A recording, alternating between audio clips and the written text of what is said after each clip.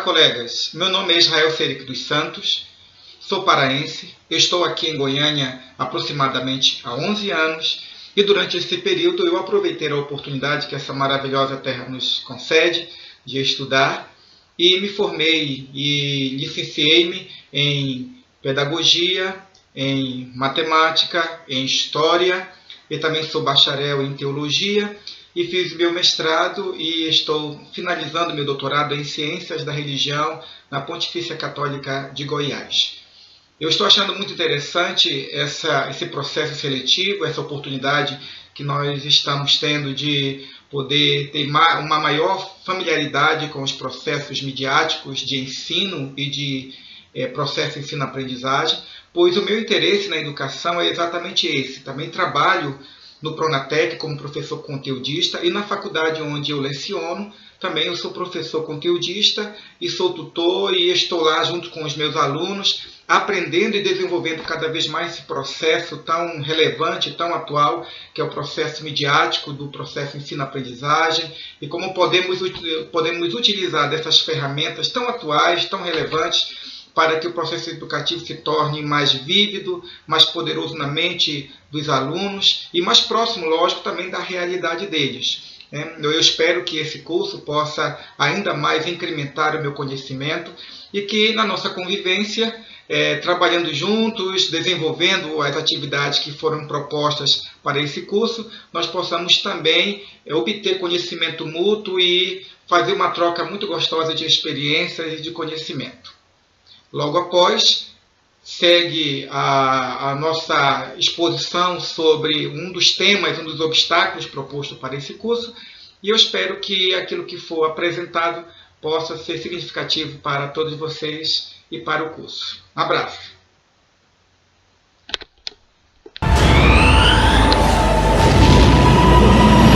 Olá, colegas!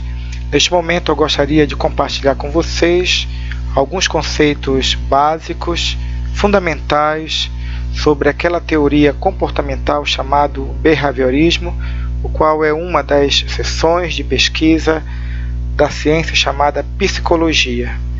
Segundo esta teoria, é possível fazer uma relação direta entre os fatores externos e o desenvolvimento do comportamento humano, no sentido de que o comportamento do ser humano, a maneira como nós agimos no recôndito do nosso ser, no elemento mais básico de nossas relações, que é a família, até a ampla convivência social, tudo isso se dá devido aos fatores externos. Por esta teoria, o comportamento humano deve ser entendido basicamente pelo binômio estímulo e resposta. E a partir desse binômio, nós poderíamos, a partir dessa teoria, entender melhor o comportamento humano. Um dos teóricos que dão aporte ao desenvolvimento dessa teoria foi Skinner, que viveu entre 1904 a 1990. Segundo este pesquisador, existe uma maneira de entender o ser humano e esta maneira é exatamente olhando para o seu comportamento. E a respeito desse comportamento, Skinner designou uma expressão interessante chamada comportamento operante, o qual aponta para a possibilidade de uma determinada ação se repetir caso venha a ser estimulada basicamente pelos mesmos fatores. Ou seja, para Skinner, este comportamento operante indica uma realidade na qual o ser humano está imerso.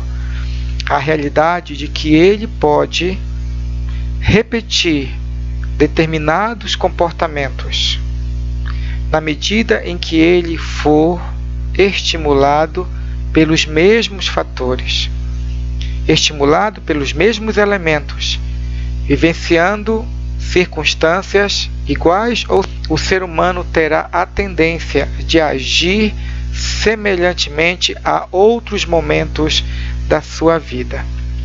Para Skinner, os comportamentos dos seres humanos, eles são selecionados basicamente em três níveis: o nível filogenético, o nível ontogenético e o nível cultural.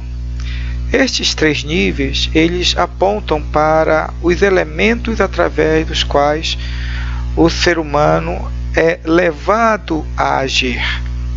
Por exemplo, no nível filogenético, o ser humano ele é levado a agir a partir de elementos biológicos da espécie humana e da sua hereditariedade individual. Isso nos mostra que, para Skinner, as características genéticas do ser humano eram, em determinadas circunstâncias, preponderantes, eram poderosas para conduzi-lo ou para nos conduzir a uma determinada ação. No nível ontogenético, há uma indicação, há um apontamento para o fato de que o ser humano é um ser histórico. O ser humano ele tem uma caminhada neste mundo. E nesta caminhada, nesta vivência no mundo, o ser humano ele traz em si e carrega consigo toda uma série de experiências. Estas experiências a respeito do que é ser humano ou do que é o ser individual, em muito determina o comportamento do ser humano. De tal sorte que quando o ser humano age hoje, ele não age solitariamente, ele age a partir de toda uma experiência de vida, de toda uma vivência de vida, de aspectos positivos e de aspectos negativos da sua existência. E por fim, o nível cultural, este elemento nos lembra que os aspectos culturais, eles influenciam na conduta do ser humano. Este elemento, este nível, nos lembra que o ser humano, ele tanto produz cultura, como ele reproduz a cultura e como ele ressignifica a cultura.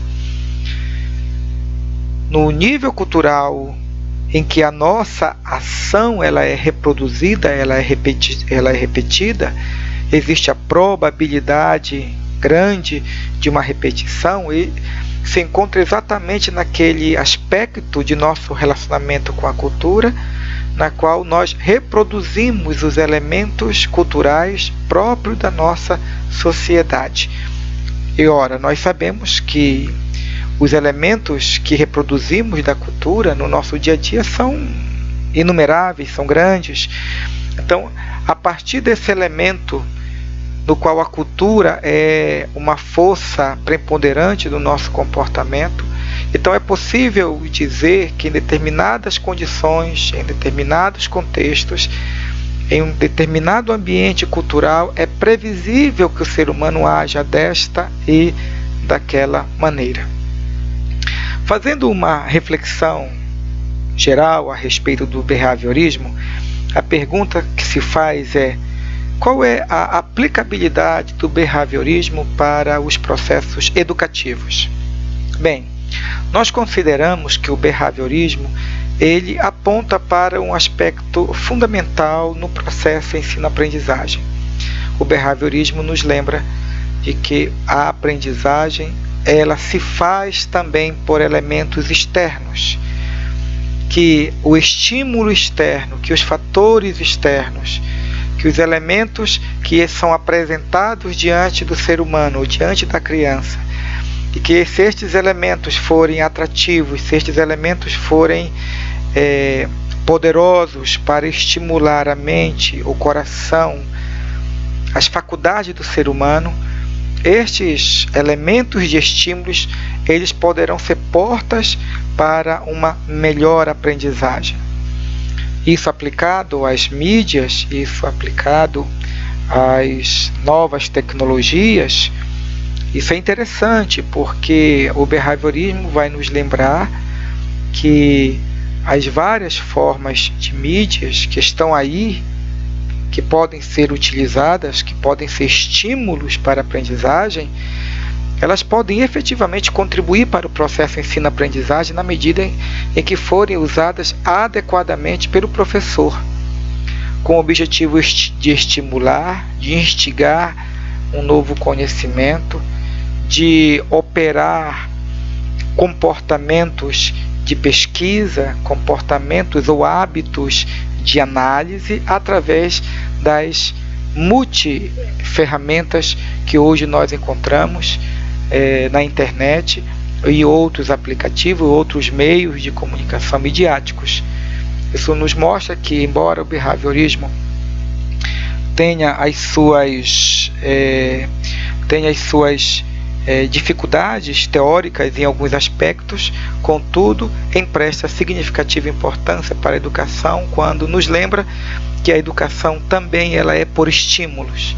Ela se opera através daquilo que apresentamos para o educando no processo ensino-aprendizagem e que pode ser como elemento catalisador de novas oportunidades de aprendizado e de reforço do processo de ensino.